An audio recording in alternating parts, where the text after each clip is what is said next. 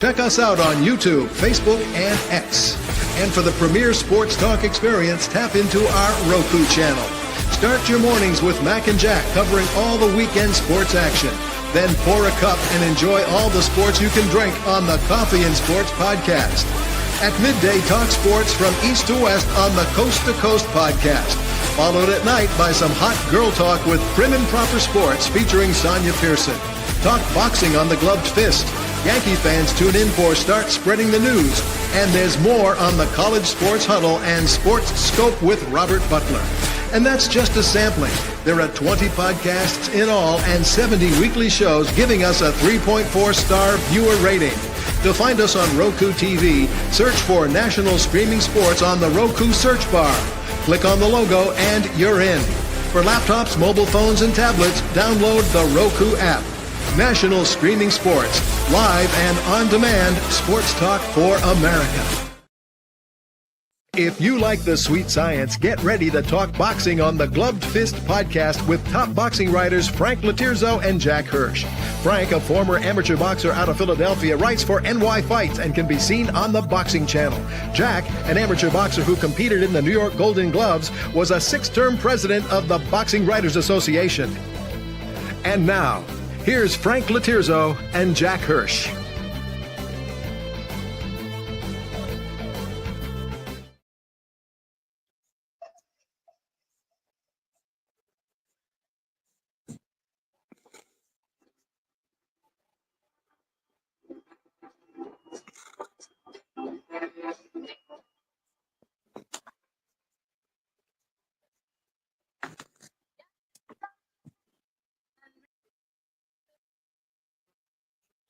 And we're back. Welcome to Glove Fist. My name is Frank Latirzo, part-time writer, full-time observer, joined by former 6-term president of the National Boxing Writers Association, Mr. Jack Hirsch. Jack, Merry Christmas. Happy Hanukkah. How are you?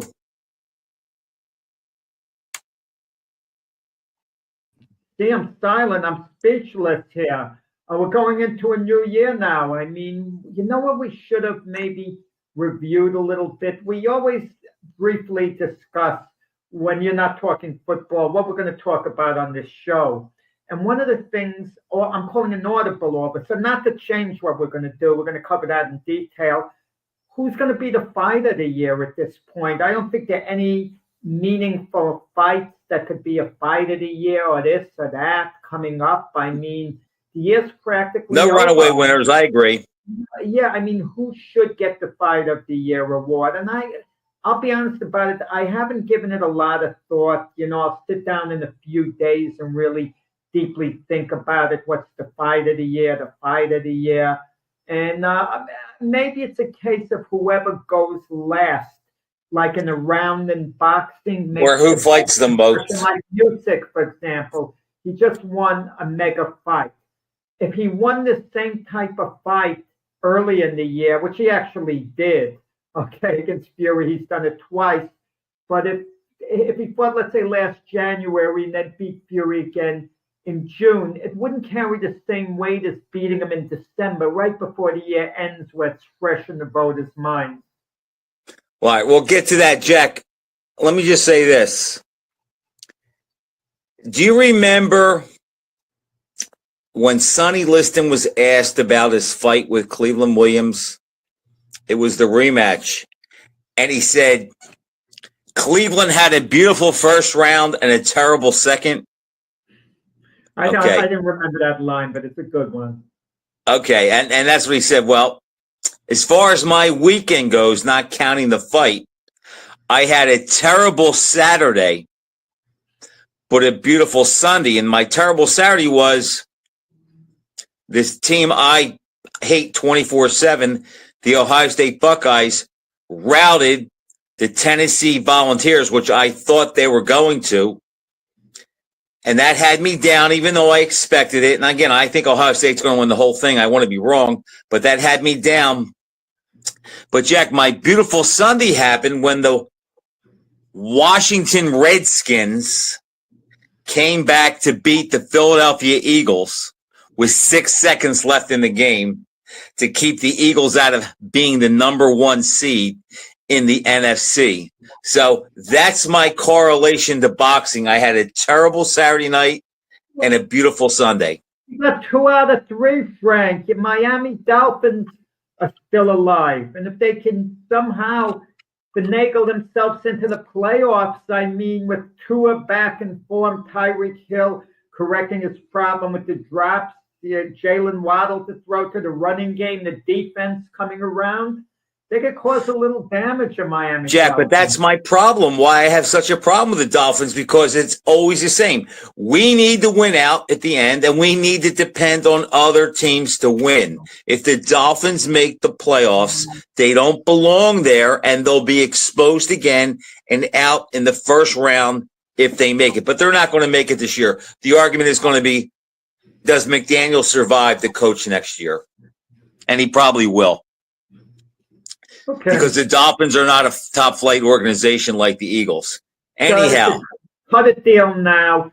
Let Ohio State win the national championship if the Eagles could get eliminated in the first round of the playoffs. You'll cut that deal now. I would hate to have to make that choice, with the devil, Jack. If he said, look, one of them is going to win, you're going to have to live with that. Who do you want to lose? I don't know. I don't know what I would do. I would say, I don't know. I'd flip a coin. It's that close. I probably want to see Ohio State lose. You gave me the Sonny Liston line. I never heard that one before. That was kind of funny. I don't know if I mentioned it on the past show. One of the funniest lines I ever heard was Jerry Quarry when he knocked out Jack Bodell. The British press kept badgering him to say something about Bodell, what Bodell was doing really well. And Quarry wanted to be nice about the whole thing. I didn't know him long enough. That, when you knocked him down, I mean, what could you say? When he fell, he said, well, he fell awkwardly. That was about the best compliment he could give. They said, did you find Bodell to be awkward? And he said, yeah, well, he fell awkwardly. Oh. I thought he said I didn't know him long enough. Well, that's a good one there, too. Yeah. Well, I'll tell you a fighter that we've known a long time, and I don't know if we're done with him, Jack. He fought this weekend, but Tyson Fury had a second shot at Alexander Usyk and came up short again. I don't know where that leaves him. I forget who you picked, but my pick was Usyk just by default on Fury, where I think he's been on the slide for 2 or 3 years. I settled on Fury at the end to eke out a close decision. I wrote it on one of your posts, Frank, too, the day of the fight. Originally, when their first fight ended, I told myself, I think Fury can win a rematch. He just has to sustain what he did in the first fight for one more round. And I thought he was capable of doing it. Okay. But he didn't. But then I kind of switched back to Usyk. I thought, usually in situations like that, the guy who wins the first fight's usually going to repeat unless there's a big enough reason to see things will be different. Then talking to you on the show last week, I called an audible. I was actually going with Usyk, but in conversation with you, I thought, you want to know something? Let me go back to what I originally felt right after the first fight. And I thought Fury would eke out a very close decision. And it was a very close fight, this time around too. But I thought Fury would do just a little better, like turning it a tiny bit more his way and eke it out. But, Usyk answered the bell in more ways than one. He kept that, after a little bit of a slow start, he pulled ahead. And he never let Fury overtake him. Whenever Fury would make a bit of a charge, Usyk would keep him in check. I don't think either guy was as good as they were the last time. I don't think the fight was as good. Now, in all honesty, the stream I had did go out a little bit more than time to time, but not enough where I couldn't see the fight, but I didn't score the fight. All I can say is this. If there was 36 minutes of the fight, 12 rounds, 3 minutes around, I probably saw a good uninterrupted 25 or 26 minutes of it. And in that window, I thought Usyk was a little quicker, a little smarter. As you said, he pressed it down the stretch. I think that was the difference. I don't think Usyk was quite as good as he was the first time they fought, but I didn't think he had to be. And I just think Tyson Fury, Jack, is at the point where I think he's lazy. I think his body is just whatever was there is no longer there, and he can't will it back. And as we saw, Usyk is the better. Wait, he trained hard for this fight, Fury. How can I just can't believe that, Jack. I know it was reported. I can't believe that. I mean, the guy had his trunks up to his chest. There's no way he was in great shape. I just don't think he's capable of getting in great shape. Weight can be deceiving, okay? Even when we were living in the era of the smaller heavyweights, no one even talks. When Jimmy Ellis fought Joe Frazier the first time, obviously Jimmy Ellis trained as hard as a fighter could train, yet he weighed the heaviest of his career. 201, right? Now, yeah, 201, exactly. And weight sometimes, for a heavyweight, could be overrated. They don't have to necessarily watch their diet the same way. And I'll give you that. Maybe Fury didn't have a nutritionalist. He didn't have this, didn't have that. But I can guarantee you he worked very hard in training. Jack, that's not what I said. I think he pushed himself as hard as he can. I just don't think his body is capable of being in any better shape than he was in. But you're asking where the fighters go from here. If we're talking legacy and we're talking current status, those are two completely different things. Fury's legacy has to take a hit with the two losses to Usyk. It absolutely has to. But we don't know how. But we don't know how people are going to perceive Fury later on. I'll get back to that in a second. But currently, don't you think him and Anthony Joshua would be the biggest fight in the division still, because it's the most charismatic fight?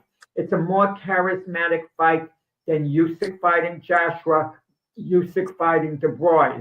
It's the biggest fight, and this version of Fury against Joshua, we have doubt who's going to win. You're not the biggest Joshua fan, a supporter, believer, okay?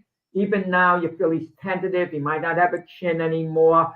But even you, Frank, wouldn't be sure who to pick, because you think, well, Joshua's chin might not be a factor against Fury because he's not really that big of a punch, even though he can knock a guy out.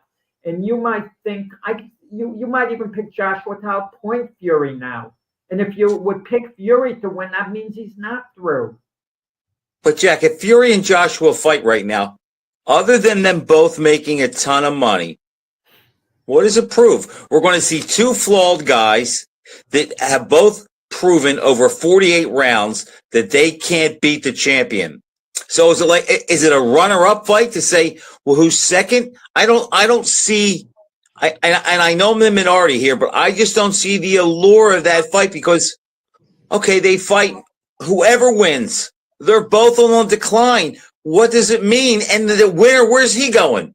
Is he going to fight Piccoli? I can tell you where it goes. Let's say things happen that we don't completely foresee. For example, Usyk might fight Daniel Dubois again. He might not. But if he fights Daniel Dubois, who's improving, you got to give Daniel Dubois a shot in a rematch of beating Usyk. You can't write off his chances based on how I would give him no shot. You'd give him no shot in the rematch with Usyk. No. Well, but let's say he beat a guy, Jack. Dubois can punch, and he fought a guy who's tentative and who doesn't have the greatest chin, and he beat him. He had to put him down a couple times, but he beat him. I saw Dubois in there with Usyk, and I saw, to a degree, once things didn't go his way with what he thought was a knockdown, which was ruled a low blow, he fell apart. One thing we can say about Usyk is he's as tough mentally as they come, and there's no chink in his armor. He's not going to come undone. I don't see Dubois having any chance to beat him.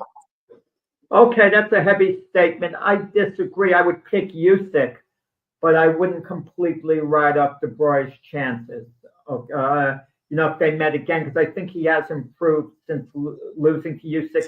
He looked really good with Jarrell Miller. You might laugh about Jarrell Miller, but Jarrell did Miller look good wasn't against. a complete stiff, because Jarrell Miller did look somewhat good against Andy Ruiz after that. Okay, so but Jack, business-wise, but it's business. At the end of the day, business for look, them. Jake Paul and Tyson was business. But listen, they can Fury can fight Joshua. If he wins that fight, he could fight De Bruyne next.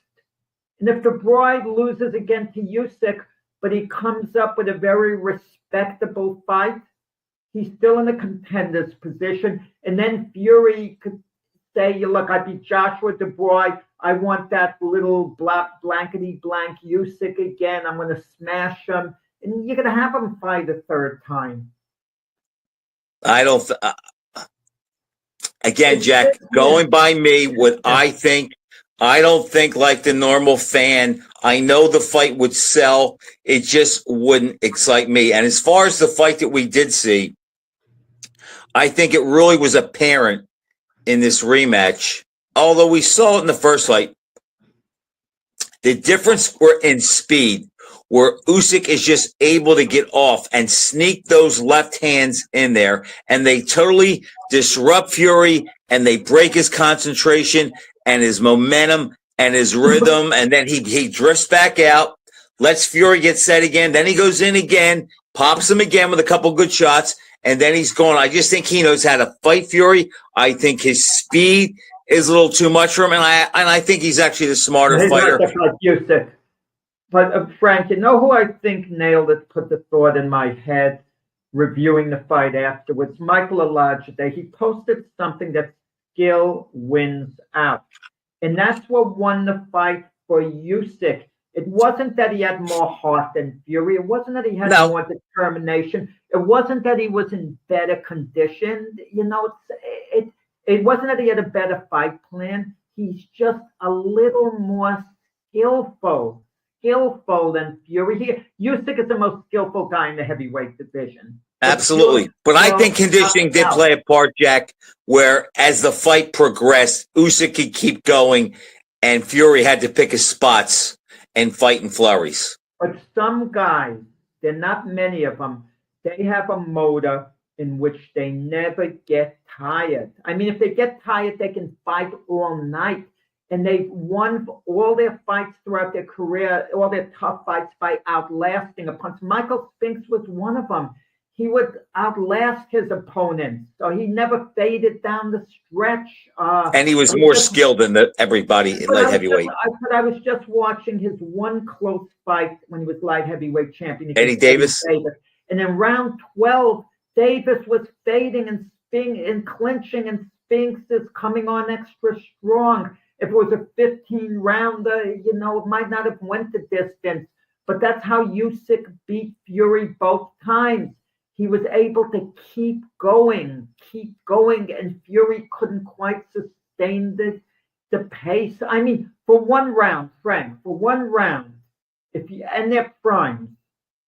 If you had to pick a winner, Joe Frazier against Jerry Quarry, one round they let it all hang out for 3 minutes. Quarry could hang. We might pick Quarry to beat Joe because Quarry could throw everything he had at him for 3 rounds and vice versa, and he just had a little more. But Frazier's, the fight went on. People got better and stronger. Yeah. I think also, Jack, don't you think that with the emergence of Usyk and the way he's fought against Joshua, a guy 6'5", 250. Fury, I don't think he's 6'9", but they list him at 6'9", 280. And Dubois is about what, 240? Big guy. In there. Okay, yeah. Another big guy. I think he has shown that if you can box and you're, 6'2", 6'3", 220 pounds, that is big enough. And some of these guys, their size are almost too big. I don't know if you remember this, but Vladimir Klitschko would not spar Usyk in front of the press. And this is before Usyk was in his prime, and Klitschko was pretty close to his. So I think the myth that the bigger heavyweight is so dominant, I like the fact that Usyk, Jack, has kind of quieted that a little bit, because I could see Usyk in there, and I'm not sure that he beats a Frazier or a Tyson or a Larry Holmes or somebody like that. And I think he's shown that the size of the heavyweights, the big heavyweights, the bigger heavyweights of the 70s, I think that's about the peak, where if you're much bigger than that, unless you're great and really skilled, I think it works against you to a degree. Usyk is so skilled. He holds his own with anybody, because he's so skilled. I can't imagine anyone blowing Usyk out or dominating Usyk. You know, I just can't. I'm not saying there aren't some heavyweights out there who wouldn't have beaten him, some of the great heavyweights of the past. But he's too skillful to be dominated, Frank. He's just too good. Is he more skillful than Muhammad Ali or Larry Holmes? Those guys had certain physical attributes that Usyk didn't have. They had more foot speed, more athleticism, a little better dexterity. But I'm going to tell you, they don't. I mean, Ali could hit and run, and maybe outpoint Usyk with room to spare. Maybe Holmes could do the same, but it would be hard. But whenever they stayed to fight, Usyk would come over the top with punches, and he'd be landing his shares well. I mean, Ali would be tough to Usyk because of the movement. Usyk would have, Usyk would have to come after him, try to cut off the ring. That would be very difficult for Usyk, because even against Fury, even though Fury boxed, Usyk was able to find him to an extent. Even when Fury was boxing, Usyk would put on that pressure. But Fury's kind of a big body. It's a little bit different from like a Larry Holmes with that great jab. But Holmes was hittable. I mean, Usyk would have given Holmes serious problems. Maybe he would have even beaten Holmes. I mean, you used the argument. I'm playing devil's advocate to an extent here. I'm not saying he would have or would not have. I'm saying he might have. You've used this argument in the past, like who's a certain guy fought. Like in the case of Bob Foster, you admit all-time great light heavyweight, but who's he fought? And you kind of held it a little against him, which is okay. But I could say that about Larry Holmes. He had that great fight with Ken Norton in 1978. Then after that, who's he really fought? To say it's a no-brainer he would have beaten Usyk. Usyk was much better than everyone, not counting the faded version of Ali. Let's throw that out the window. Usyk is clearly better than all of Holmes' opponents after Kenny Norton. But you could say the opposite there too, Jack. Usyk has never seen anyone like Holmes, and it's pretty much a consensus opinion that Larry Holmes has the best jab in heavyweight history. And I think that had a lot to do with his competition looking as mediocre as he made them look most of the time. What if I said to you, what can't Larry Holmes do in the ring? What do you say? I think he's vulnerable to one. But I want to correct something. You're saying Usyk hasn't fought anyone in Larry Holmes' class. Fury was definitely in Larry Holmes' class. You're looking at the Fury who's lost 2 fights to Usyk. Before that, people were talking about Fury as being maybe a top 10 all-time heavyweight and trending towards the top 5. I mean, people were saying, because he's such a big man, they're saying who could do so many things. Now, the 2 losses to Usyk, he's become in the mind of Frank Laterzo damaged goods. He wasn't probably that good to begin with. And Fury would have been a handful for any fight in heavyweight history. Jack, because of his size. Yeah, but Usyk is not a small guy. Fury would be a problem for somebody like maybe like a Jerry Quarry or somebody like that because of his size. But I don't know. I mean, we could go back and say, well, who did Fury beat that good? I mean, I know it's old hat and everybody always says that, but looking back, Is this heavyweight era that terrific? No, you can make that argument. Well, he beat Vladimir Klitschko. Klitschko was on the decline. And I'm not saying it because he just lost to Fury at age 40. Before that, I was at Madison Square Garden when Klitschko fought Brian Jennings, a guy you're familiar with from Philadelphia. And Klitschko only won 8-9 rounds of the fight. Right. He clearly won. But this is a guy who should have wiped out Brian Jennings. He was on the decline at that time, no doubt. And then Fury picked up the pieces, and Klitschko did lose after that to Joshua, whatever. But you're right. And then he beat Deontay Wilder. Wilder had a big punch, but outside of that, But now looking back now, those wins don't look as good. That's why we have to wait until guys are retired. Looking back, if you remember, and you know this as well as I do, maybe a little better, that everybody talks about Ali. Well, why is he the best? Well, he was the most skilled, and look at his competition. But I remember reading those articles the day of and after the fight where the guys that he's looked at today as beating who are very good, the Ron Lyles, the Quarries, Shavers, or any of the other guys he beat, Chevalo, whoever, they weren't talking then how good those guys were. Back then, I remember Bill Gallo saying that Joe Lewis's competition was so much better than Ali's. Today, you look back at that and you think, well, that's crazy. Yeah, I mean, who are we going to look at today, Jack, that's going to look better in 10 years than they do today? But I think the key in judging Usyk's greatness is this. He's a great boxer. He moved up from cruiserweight. Look at what he did as an amateur, okay? He was a decorated amateur, gold medalist, great amateur. He took it to the pros, great cruiserweight, and they transitioned into the heavyweight. And just the idea that we're talking about how we could rate Usyk as a heavyweight, and that's going to be his legacy from now on. It won't be the same as Michael Spinks. Michael Spinks, after getting knocked out by Tyson, no one even wanted to talk about his legacy as a heavyweight. Right. His legacy as a light heavyweight. They said one of the greatest light heavyweights of all time, and he's dismissed as a heavyweight. Dismissed, even though he won a few fights against, decent opposition as a heavyweight. It doesn't count. But with Usyk, no one is going to hardly remember his fights as a cruiserweight. There's nothing defining there, okay, that we could look back on that people are going to remember future generations.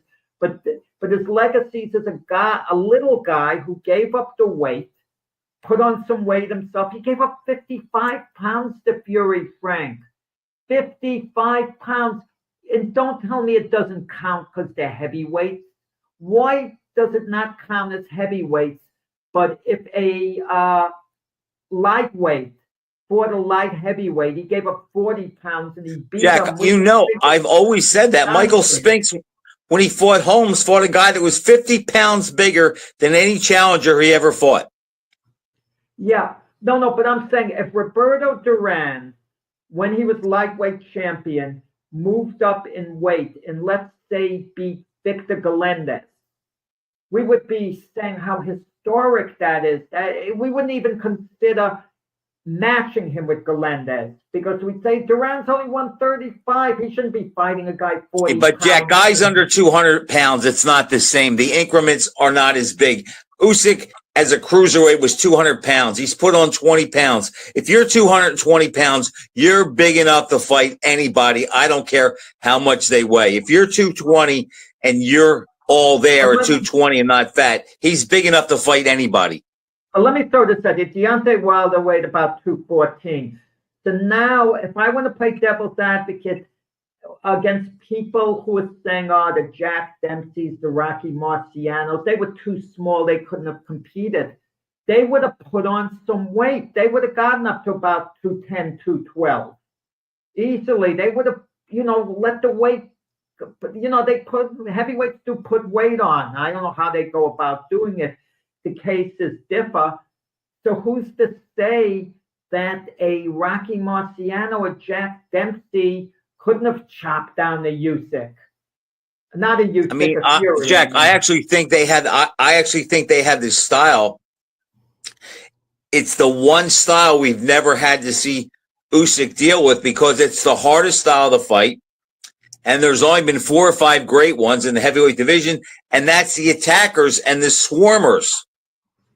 I think they're the guys that would give Usyk trouble. The guys that could pressure him and force him to fight and not let him box, like Frazier did to Ali, like Marciano did to Walcott and Charles, like Dempsey did to his opponents. I think they're the guys that would give Usyk trouble. But look, they're never going to fight. I don't like matching them like that. Usyk, I think, is becoming in the minds of many people. They're going to call him a great, one of the greats. I guess it's hard, even though 23 fights, it's kind of hard to argue against that. There was a list today, I saw today, Jack, on Boxing Scene that they ranked the best heavyweights from 2000 to 2024, and they had Usyk number 1. Oh, I thought it was like an all-time list. It's the last 25 years of this decade.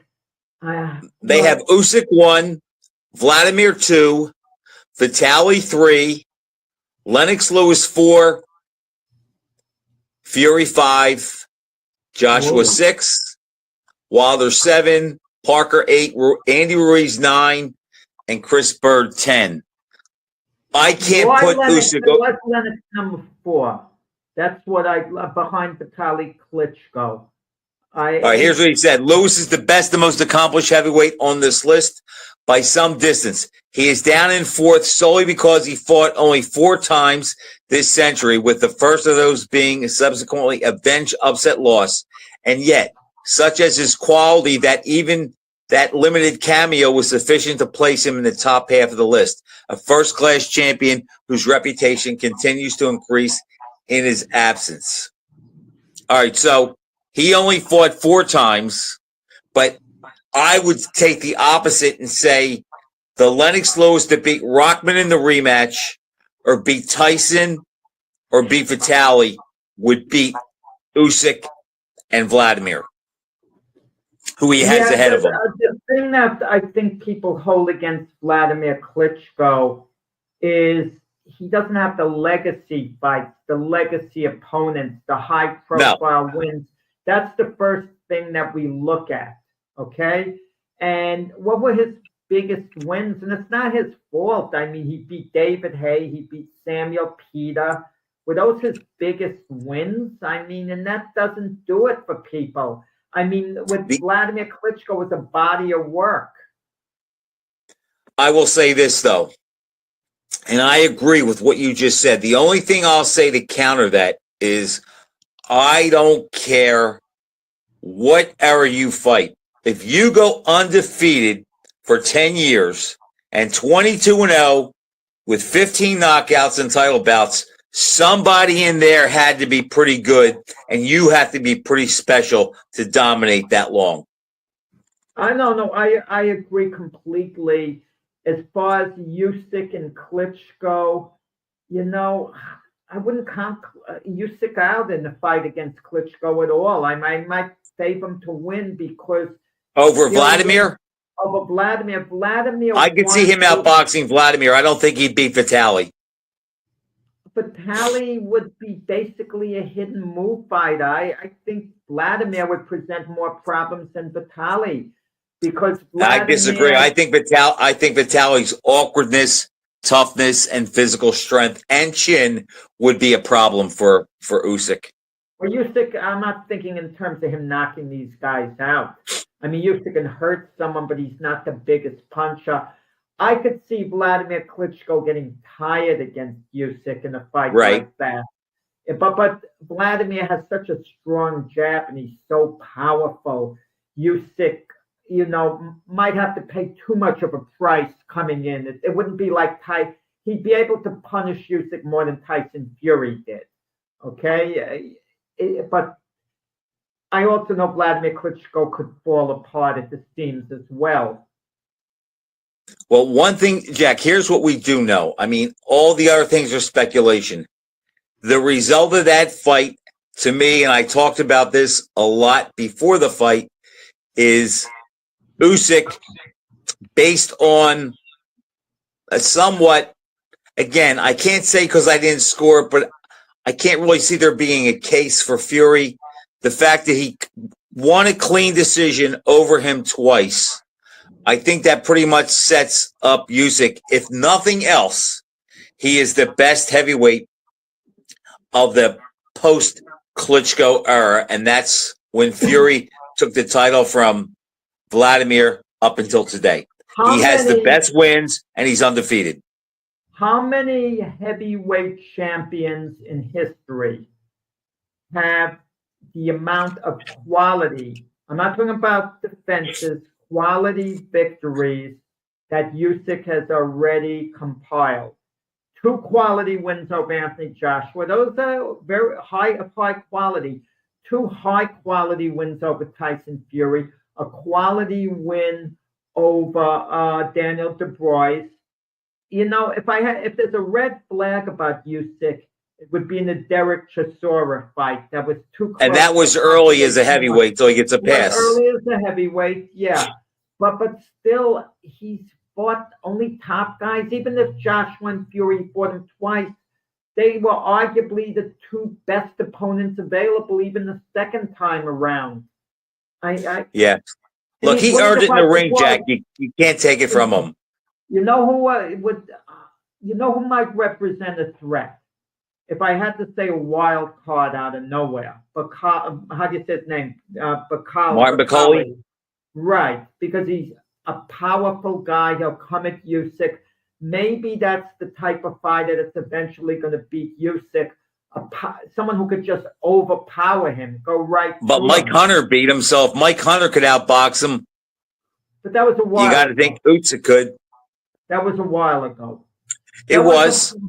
There was a point, and it's laughable now, when he was at his peak. I thought Joe Joyce could be a real problem because he had such a motor, punching nonstop. But Joe, that's when I said who were the Miami Dolphins, like what fight, I just nailed it. Joe Joyce.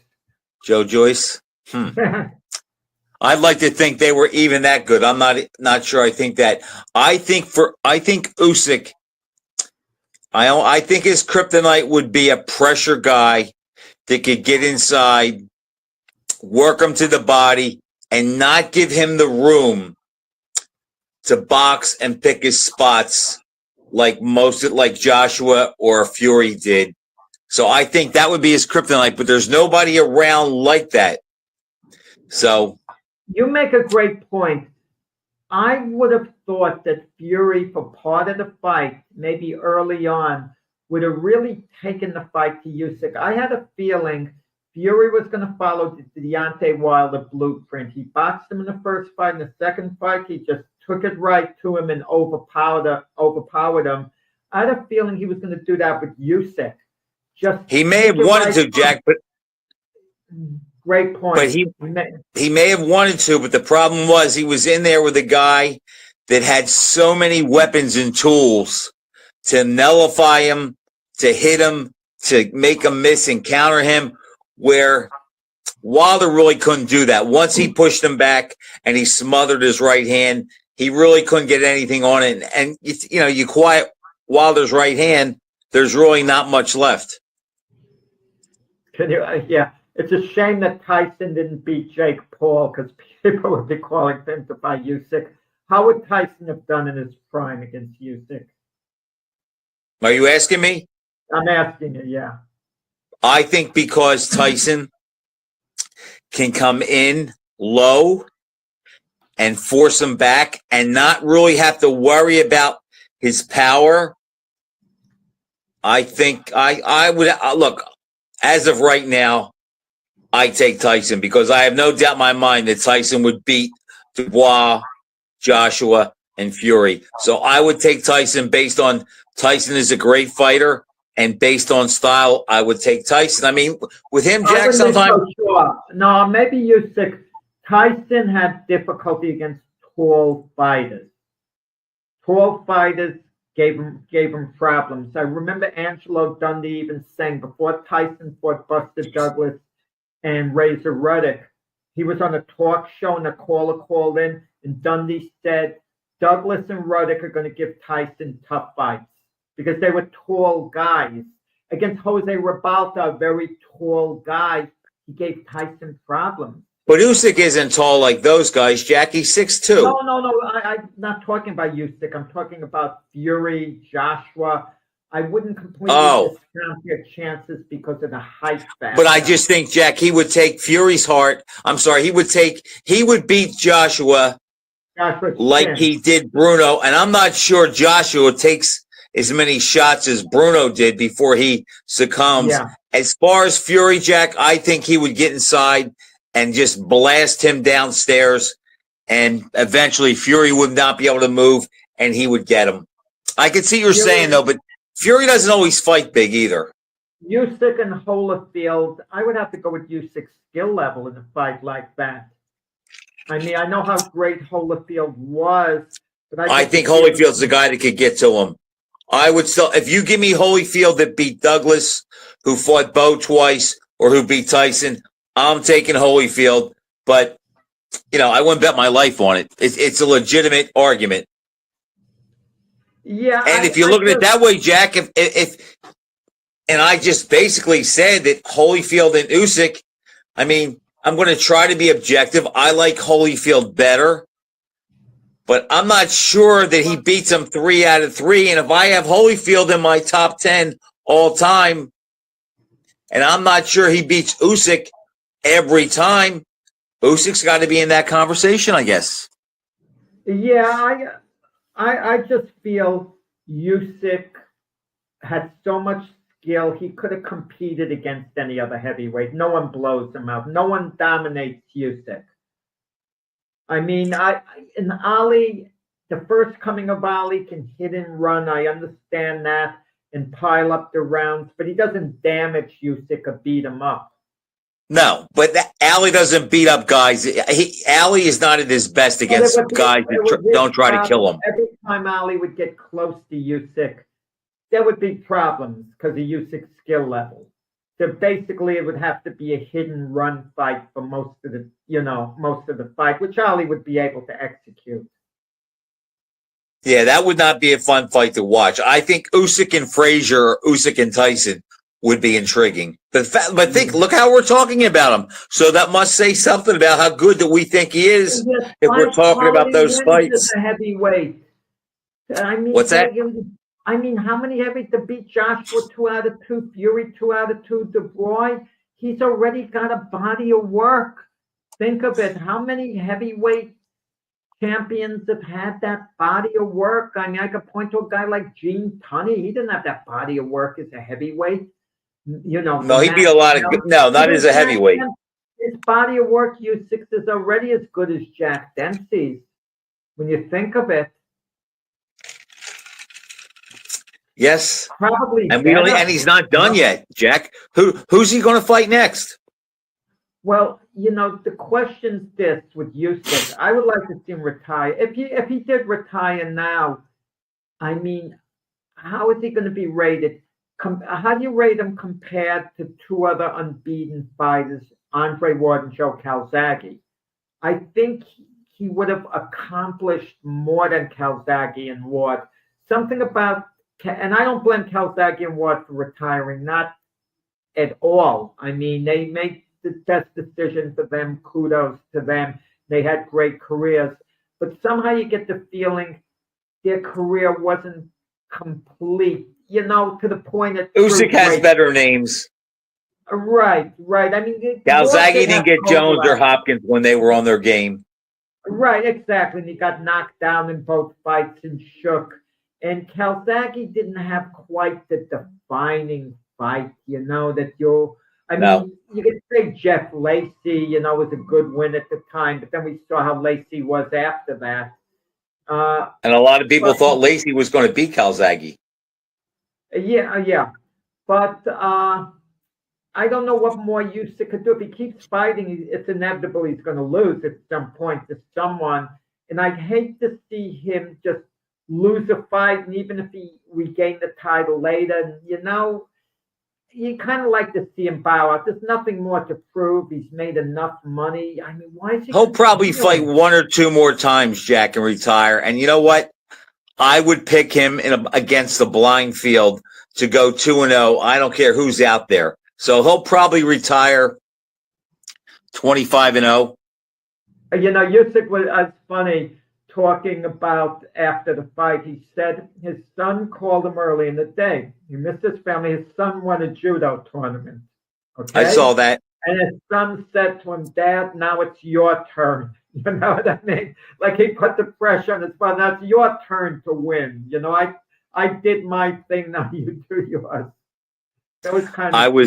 I saw that post, and that warmed my heart that the heavyweight champion of the world has his sons doing judo, because as you know, I've been doing that for the last 3 years. Yeah. And I love it. Although it's very hard and very taxing for an old man like me to be doing it, but I just love it so much. In fact, Jack, if I would have been exposed to judo when I was boxing, if you take the influence of Muhammad Ali off the table, I'm not sure what I would have preferred more. I really do like it a lot, but it is really, I mean, you can't box at our age, but judo's pretty tough too. But I thought it was kind of cool that Usyk's kids are doing martial arts and entering judo tournaments. Yeah. But with the money being offered to these fighters, it's hard to walk away. Usyk 114 million, Fury 76 million. So if Fury was going to fight Joshua, let's say hypothetically, he would get at least the same 76 million. It might be 100 million that they would give him to fight Joshua. Both guys. Well, that's amazing, Jack. Amazing. But how do you walk away from that type of money? You can't. I mean, it's addictive after a while. Even though you have all the Fury should have all the money he needs to last him the rest of his life and future generations. If the numbers that we're seeing are true, he should. But if you can, after taxes, clear another 60, 70 million. Who doesn't need 60 million? And then you start rationalizing, well, I can beat this guy, I can do this, I can do that. And he doesn't have an undefeated record to protect? Yeah. And sometimes someone doesn't want to risk their legacy. Sometimes they will. I hear a rumor going around, which I believe, that Roy Jones is going to fight Jake Paul in March. I heard a rumor before that Andre Ward was linked to Jake Paul. Now, I believe Andre Ward cares a great deal about his legacy. But Andre Ward also might be thinking, wow, even if I lose, I'm making generational money for my family, and he's a big family man. I'm willing to take that risk. If I lose, I get a pot of gold, with that too. And he's probably thinking, if I get in shape, I think I'll have enough to beat this guy. But in any event, Floyd Mayweather, even if he thinks at this point he can beat someone, no matter how much money Floyd is offered, Floyd, I don't think, would fight anyone. He wouldn't fight Pacquiao. Again, if they offered Floyd $250 million now, he wouldn't fight Pacquiao unless Floyd wound up being totally broke. That's the only thing that would force his hand. I think if they offered him $250, he'd fight Pacquiao. My question to you is, because I think he believes that he'll always be able to beat Pacquiao. My question to you is, if they offered him $250 million, would he fight Terrence Crawford? Okay, that's what I mean. I mean a risky fight. A fight in which it's 50-50, whether he's going to, in his own head, whether he's going to win or not. I mean... And Jack, if Floyd fought Crawford and Crawford knocked him out in the first round, it wouldn't hurt Floyd's legacy. Even though he couldn't say he was undefeated, it would not hurt his legacy. Because Floyd is 48 years old. Or he'll be 48. He was born in 77. We don't know what it's going to do for a guy's legacy. Look, I Roy can't see him Jones- getting beat at 48, Jack, and them and holding it against him.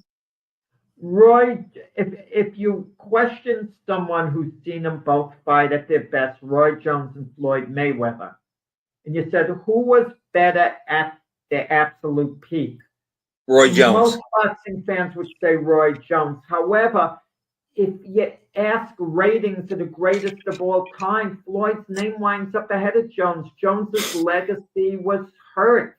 Like it or not, it was hurt by all those. But he didn't lose at 48, Jack. He lost at 32 or 33.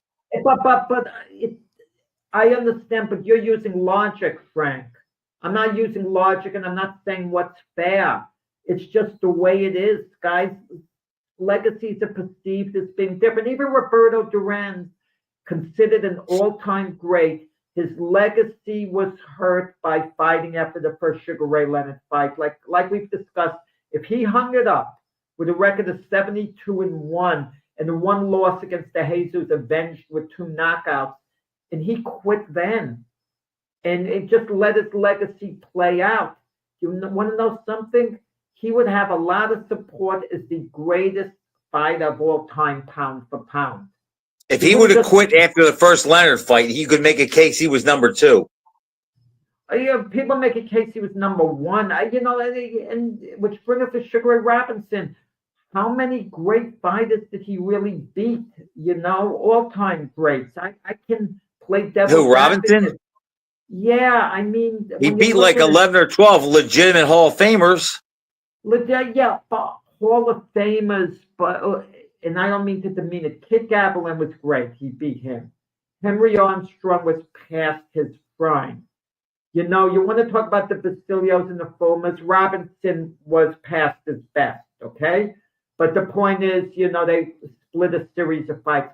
Rocky Graziano, he looked great knocking him out. But, Rocky Graziano wasn't an all-time great. LaMotta gave Robinson fits in all their fights, but in all fairness to Robinson, he always gave away a lot of weight. 15 pounds, right. Yeah. I mean... But if Duran retires after Leonard and Palomino, that's big. But if it's before that, if you look at his lightweight resume, Jack, there's not really that many great fighters on there.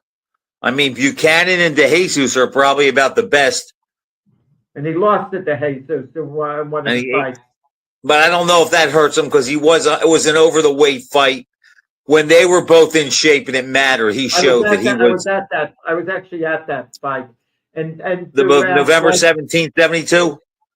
Wow, you're good, Frank. But Duran, this was what was it like 5 months after the Leonard fight? Not the Leonard fight, the Buchanan fight. He fought Buchanan in June and he fought De Jesus in November. Right. So if you're talking about 5 months later, it just, he was partying. It was the same thing that happened late on after he beat Leonard. He went out, had a good time, celebrated this, and never quite got back in the shape he was for like Buchanan. Jack, think about this. What if Roy Jones retired after beating Ruiz? He'd be nipping at Robinson too. That's what I mean. And the argument can be, well, Jones hardly lost any rounds during his career. You could make that argument, but guys fight on time. In Robinson's case, it didn't hurt his legacy fighting too long. People perceive it as different. In Ali's case, his legacy wasn't hurt. That's the perception. Okay? But that's Jack. That's why I don't think Mayweather's legacy would be hurt if he got beat by Crawford in one round, because he's 48 years old and he'll have gone 10 years without having a real fight. Okay. As much as I don't like him, I couldn't hold that against him. Let's take a case of Aaron Pryor. He lost one fight at the end of his career. His last fight, right? Bobby Joe Young. Okay? If he didn't lose that fight, Aaron Pryor would have been unbeaten for his career. And considering how charismatic he was, he would have been like the James Dean of boxing in the way we would have thought, wow, this guy, Pryor. You think the Bobby Joe Young fights hurts Pryor? He can't. We we can't put him Other than up him not talk being about him undefeated. unbeaten. What is the ID card for Joe Calzaghe and Andre Ward? They're unbeaten. Give them each a loss, and no one talks about them as being an all-time great. No one. Okay, if Marciano doesn't get the first decision against La Starza, you could say that too. Absolutely, it hurts him badly. Badly. I mean, how do you justify Rocky being one of the best of all time? But his ID card, he was unbeaten. Like your 72,000. What made them, they were unbeaten. If they lost one game, no one would be discussing. Jack, we have the example, the 207 Patriots. Exactly. If the Patriots, no one talks about them. No one talks about them. Had they won that Super Bowl game, had their defense held the Giants in the last stand of the game, they would be the consensus greatest team in NFL. Greatest team of all time. But because they lost that game, how do you rate them on lists of, all-time great teams? They make the top 10 lists, but they'll probably be 6 or 7, something like that. So being undefeated carries a terrific stigma with it. Deception. It really does. To you and I, it might not carry tremendous weight, but to other people it does. When I used to argue with my Italian buddies, Jack, that would love to tell me, and I should say my grandfather and my uncles, more so than my buddies, because the Italian factor would play a bigger role. And they would go on and on about Marciano. Now, he was ahead of my time, so all I know is what I read and the film that I saw. And I said, well, let me ask you this. Do you think that George Foreman or Joe Frazier would have lost to anybody who Marciano fought the night he fought them? And when you go through the names, they kind of had to come back and say, no, he'd be undefeated. They would be undefeated. I said, well, then what makes Rocky so great then? Because if he fought everybody they did, like them, he would not go undefeated.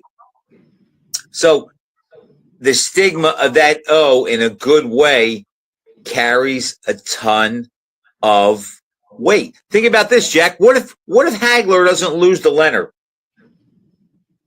Everybody would probably rank him over Monzon. No. Listen, it's funny the way legacies work. That's what I was trying to say, Frank. In the case of Hagler, the loss to Leonard hasn't hurt his legacy. And something strange, had he been given the decision in that fight? What if he won, though? Let's say he was given the decision. I think Leonard deserved the decision. You feel that way, too. We're not debating that. But let's say if they gave Hagler the decision, it was a split decision. They could have given it to one more judge. I think it would have been a very unpopular decision. And people would have said, Hagler isn't that good after all. He could barely eke out a decision over a Ray Leonard who had one fight in 5 years. They would have looked at it differently, the perception. But a lot of people do rank Hagler over Monzon now. It's kind of split down the middle. You're right. But I think if Hagler got that decision, he would probably be over Monzon more times than not. It's pretty even now. It'll be interesting to see how history treats them or that. But Monzon has the argument that he never lost a title fight. 15-0 in title fights. Hagler's 13-1-2. Yeah, no, people 13. Don't look at that. People don't look at that at all. Hagler's charismatic. His legacy didn't get hurt with the Leonard fight. Look, Arguello, an all-time great, his legacy was hurt with the prior fight. You don't look at him as being one of the best of all time, Alexis Arguello, because of that. It's strange how legacies are perceived. Maybe Tyson Fury could convince enough people he got robbed the way Ali did with the first Frazier fight. And if he could do that... Well, Fury had the better case than Ali had. Yeah, well, but the bottom line is most people feel Usyk won both fights, the majority, and I think that's going to hold. And it's funny. And Jack, think about this. Think about how close they both were. Yeah. I mean, there was a lot of tough rounds to score in that fight from what I saw. Yeah, listen, but Usyk... We got it going now, but Usyk was the smaller guy. Kudos. And he landed the cleaner shots. Okay, Okay. Thanks for great. watching, everybody. Happy Hanukkah.